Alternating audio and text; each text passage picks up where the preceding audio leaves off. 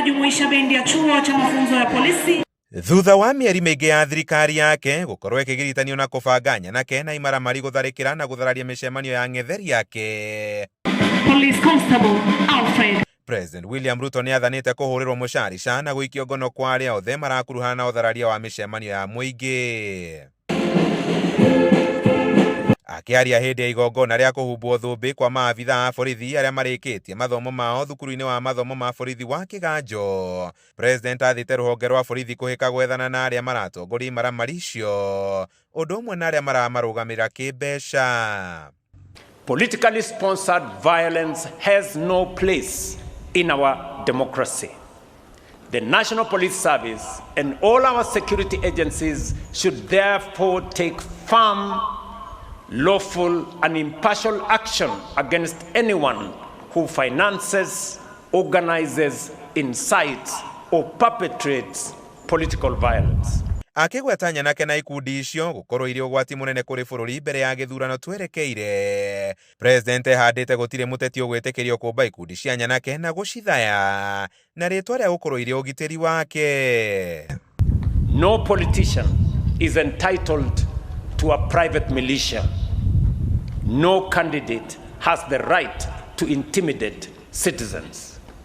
No political objective can justify violence. Ihinda-inĩ rĩu nĩ orĩtie rũhonge rũu kũreka Kenya gũkũngũĩra ihoto na wĩyathi wao ũrĩa mathukĩirwo nĩ gatiba matekũng'ethanĩrwo nao nĩ mĩrũgamo ĩrĩa moete kĩũteti. Ĩndĩ akoria maabitha acio matikerorere watho kĩagararwo.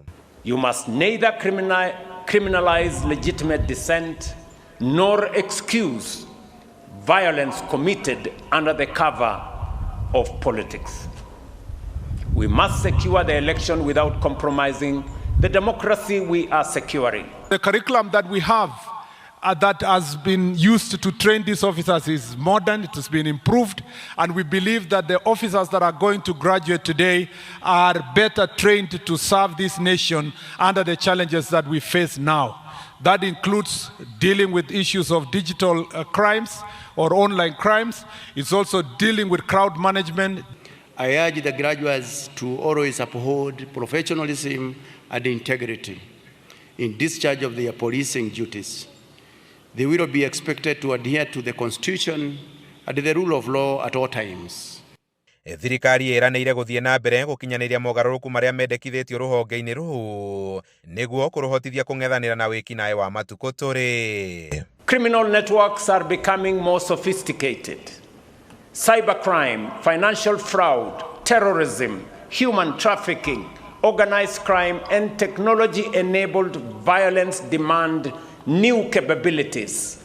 The modern police officer must therefore be physically prepared, professionally competent, technologically proficient, and psychologically resilient. Handũ-inĩ ha Inooro TV kuma Kĩganjo kaunti-inĩ ya Nyĩrĩ, njĩta Kamau wa Mwangi.